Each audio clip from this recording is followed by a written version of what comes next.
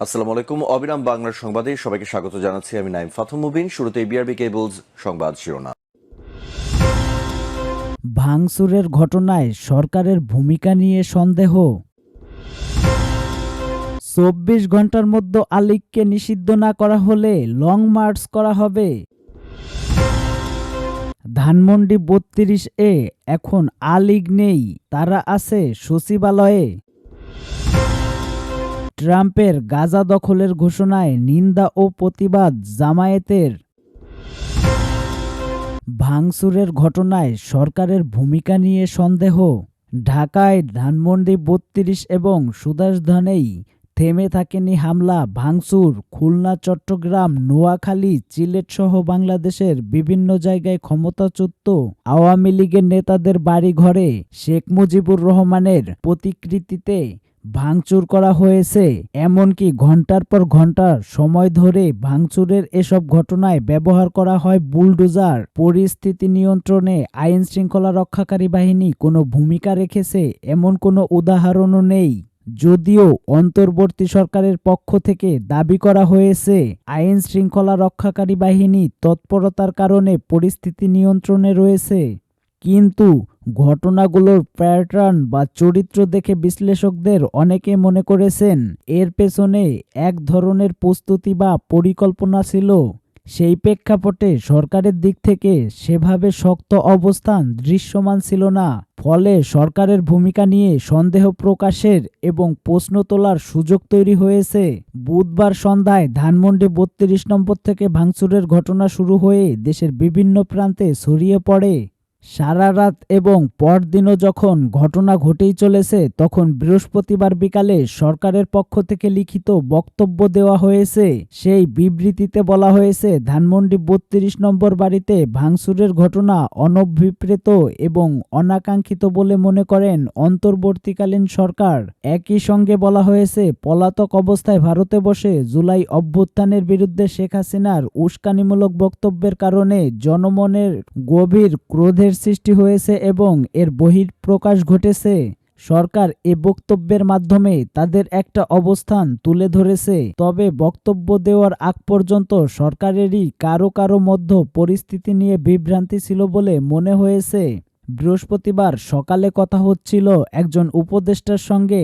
তিনি আনুষ্ঠানিকভাবে বলেছিলেন সরকারের অবস্থান তার জানা নেই এবং অব্যাহত ভাঙচুরের ঘটনায় তিনি হতভম্ব হয়েছেন।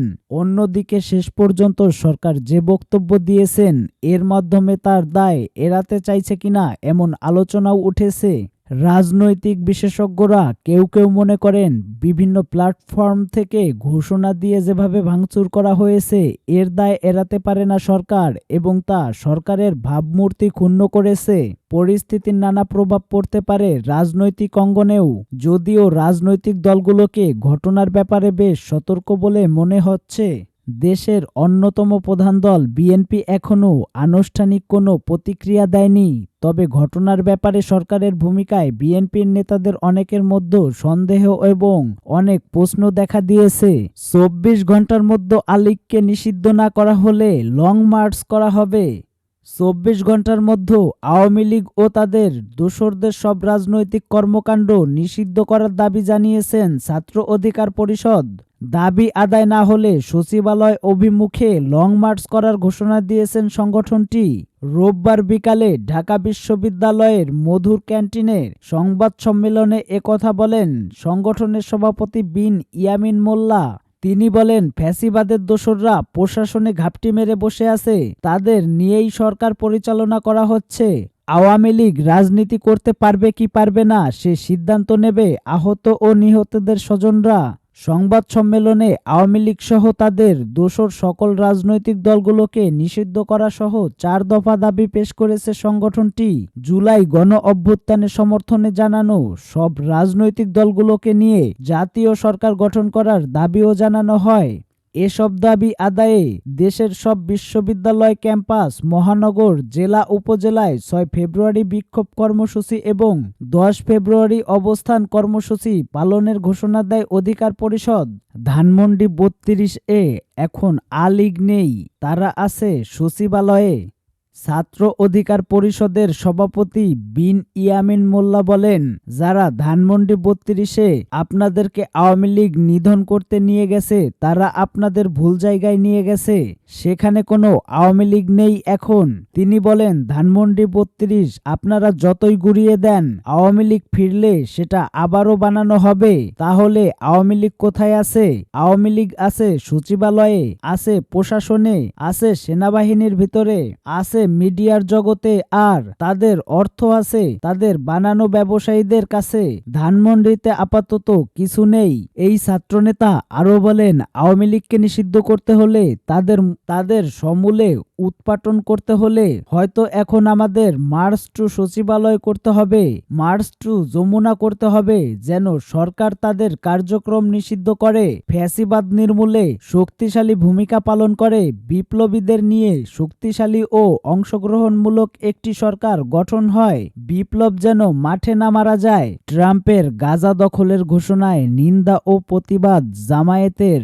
মার্কিন যুক্তরাষ্ট্রের প্রেসিডেন্ট ডোনাল্ড ট্রাম্প গাজা দখলের যে ঘোষণা দিয়েছেন তার তীব্র নিন্দা এবং প্রতিবাদ জানিয়েছেন বাংলাদেশ জামায়াতে ইসলামী। বৃহস্পতিবার দলটির সেক্রেটারি জেনারেল ও সাবেক এমপি অধ্যাপক মিয়া গোলাম পরোয়ার এক বিবৃতিতে বলেন, মার্কিন যুক্তরাষ্ট্রের প্রেসিডেন্ট ডোনাল্ড ট্রাম্প গাজা দখলের যে ঘোষণা দিয়েছেন আমি তার তীব্র নিন্দা ও প্রতিবাদ জানাচ্ছি। এ বক্তব্যের মাধ্যমে তার আগ্রাসী মনোভাবই প্রকাশিত হয়েছে। সাম্রাজ্যবাদী আগ্রাসী বক্তব্যের গোটা আরব বিশ্বের মুসলমানদের মধ্যে বিরূপ প্রতিক্রিয়া সৃষ্টি হয়েছে। এ বক্তব্য আন্তর্জাতিক আইনের পরিপন্থী। আরব বিশ্ব তার এ বক্তব্য প্রত্যাখ্যান করেছে। স্বাধীন সার্বভৌমত্ব ফিলিস্তিনি রাষ্ট্র প্রতিষ্ঠায় বর্তমান সমস্যার একমাত্র সমাধান।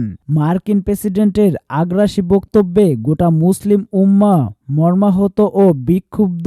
এ ধরনের আগ্রাসী বক্তব্য অবিলম্বে প্রত্যাহার করে স্বাধীন সার্বভৌমত্ব ফিলিস্তিনি রাষ্ট্রকে স্বীকৃতি প্রদান করার জন্য আমি মার্কিন প্রেসিডেন্ট ডোনাল্ড ট্রাম্পের প্রতি আহ্বান জানাচ্ছি।